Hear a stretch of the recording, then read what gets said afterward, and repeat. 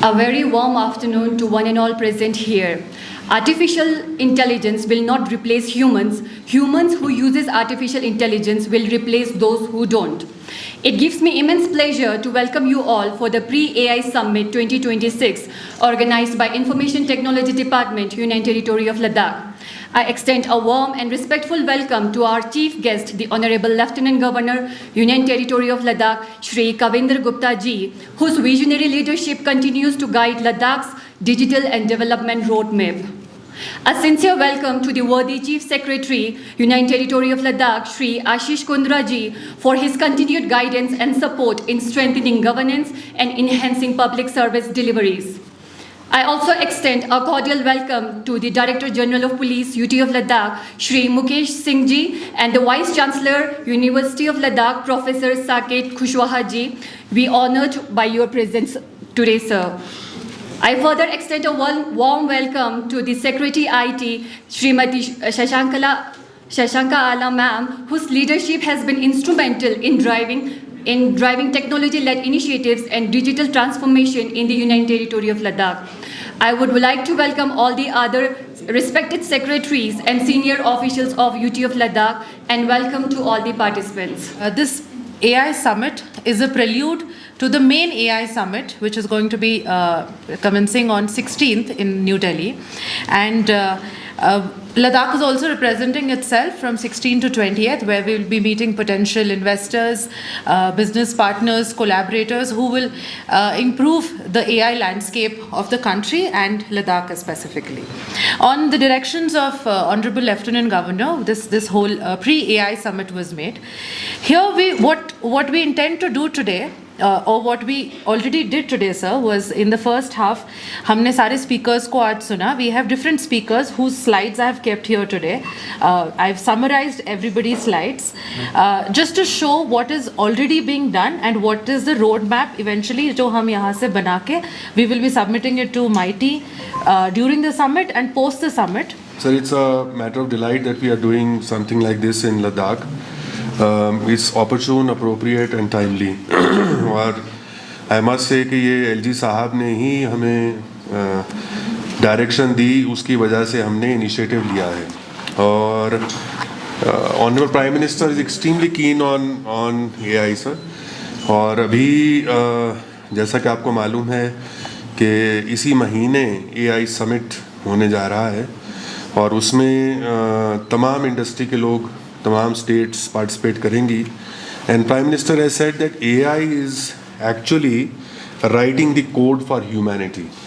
So it's a new age that we are living in. Frankly, अगर हम देखें sir, जो ह्यूमन एवोल्यूशन तो कई हज़ार मिलियंस ऑफ ईयर्स में हुई है, लेकिन हम अपने ही लाइफ टाइम में देखें, मतलब मुझे तो याद है हम सब जो at least me and I think Mukesh when we were going to school and college around the same time, so the bright students would be those जिनकी कंप्यूटिंग पावर बहुत अच्छी होती थी.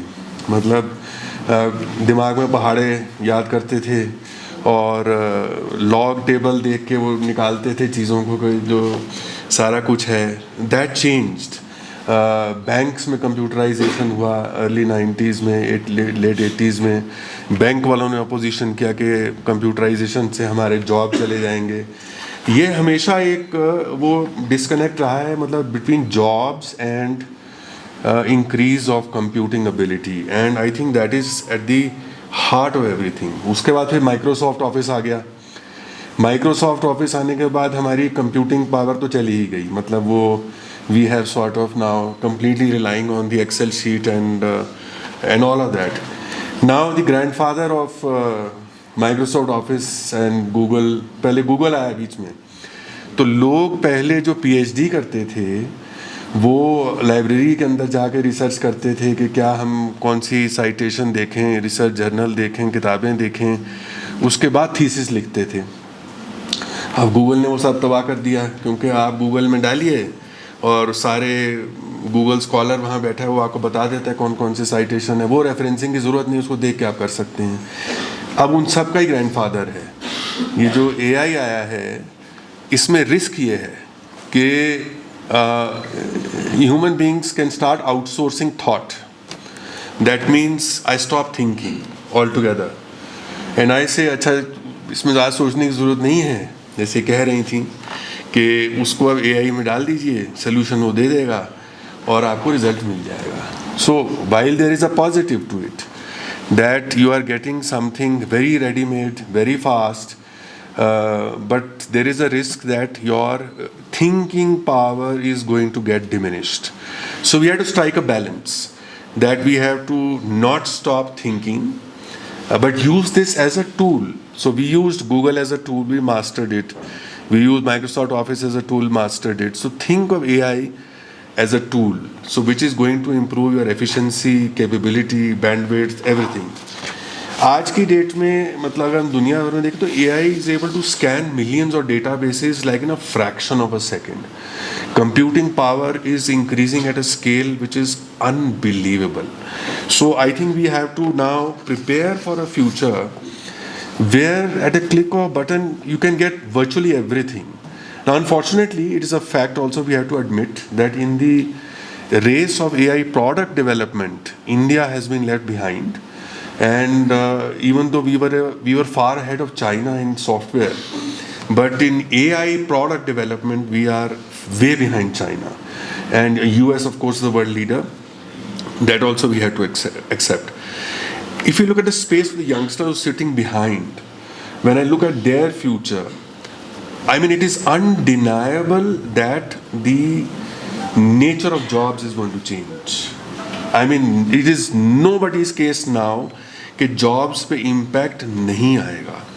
आपको उदाहरण के तौर पे देते हैं सर, जैसे बाहर अमेरिका वगैरह में रेडियोलॉजिस्ट्स हैं, वो अपना रेडियो स्कैन आपका जो आता है उसको उसमें डालते हैं and the database has access to millions of databases, और वो आधे सेकंड में बता देता है कि हाँ इसको कैंसर की बीमारी है या इसको फलां बीमारी है, क्योंकि जो ह्यूमन आई के साथ उसको करने में इंट्यूशन, लर्निंग, ट्रेनिंग वो सबसे आता है, उसमें इनएक्यूरेसी भी हो सकती है.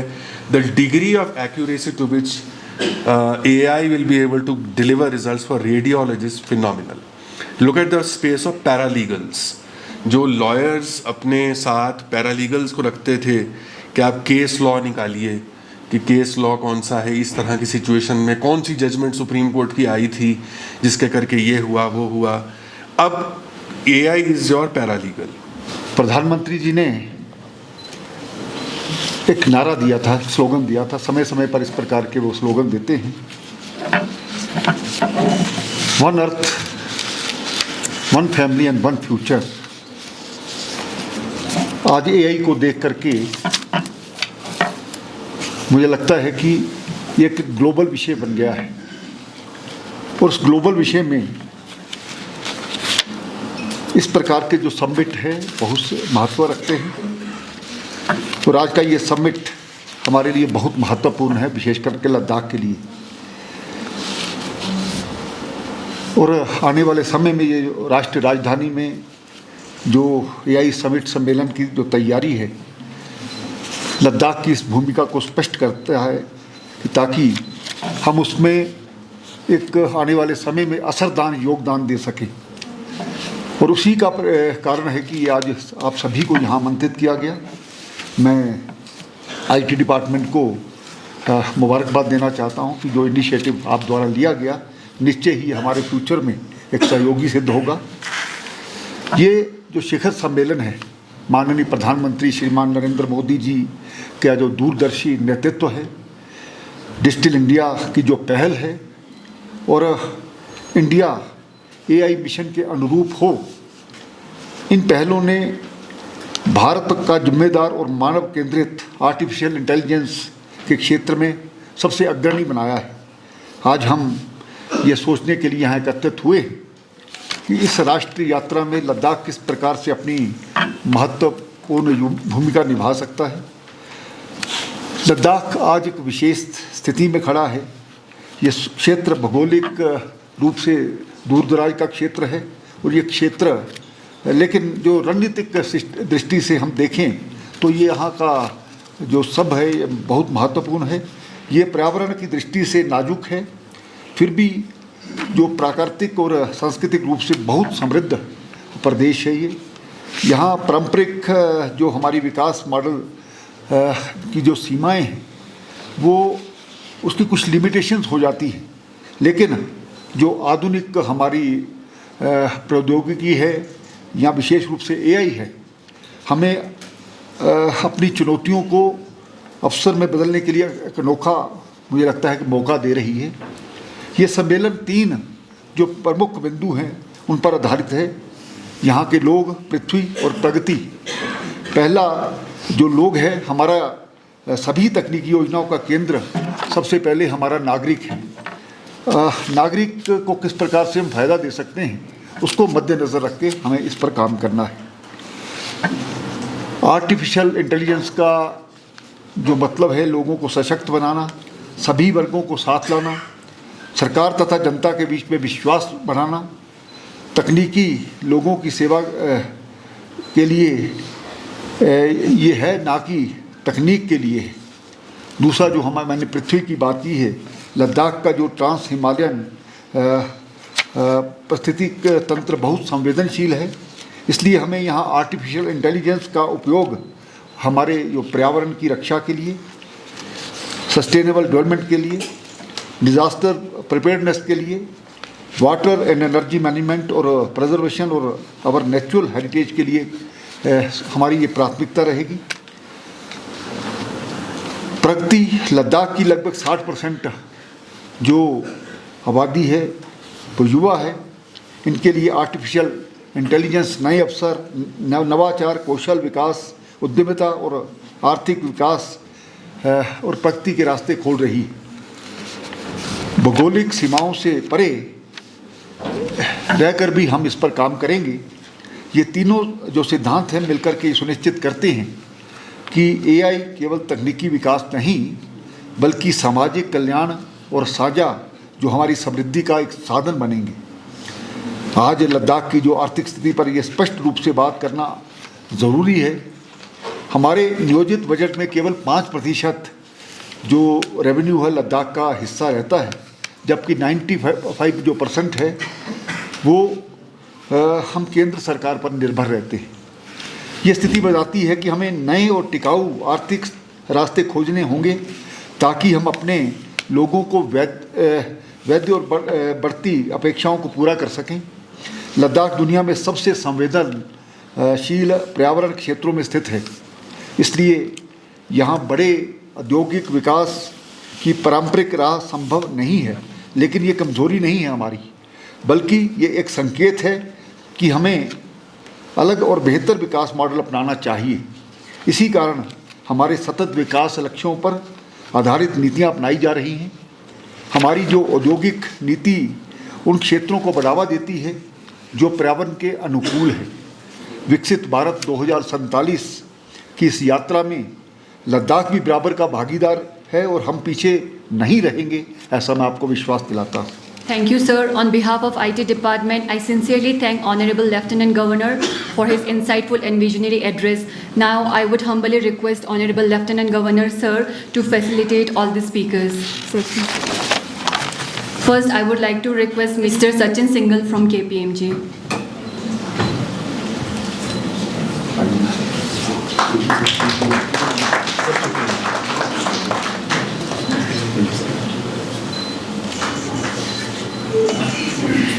Next, we have Dr. Mehboob Ali, HOD Computer Science, University of Ladakh.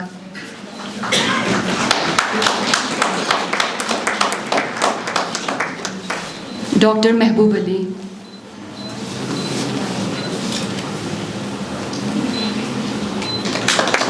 Next, we have Professor Mohan and Professor Ishan from IIT Jammu.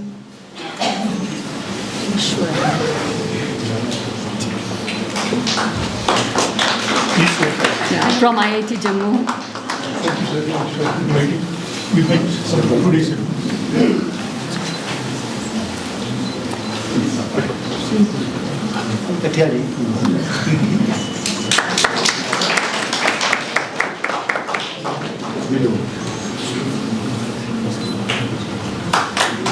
Next, we have Mr. Saurabh Beg from CEO TechBean.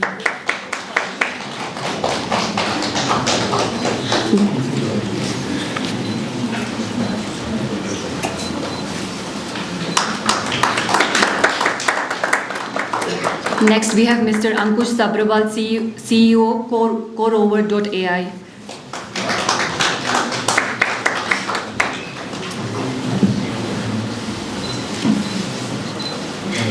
Next, we have a Ladakhi entrepreneur, Mr. Mohammad Wasim.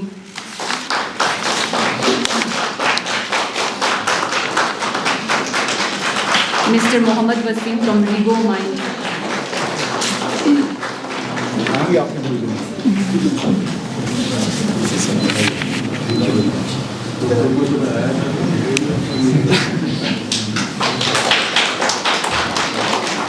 Next, we have Mr. Surya from Acres of Ice.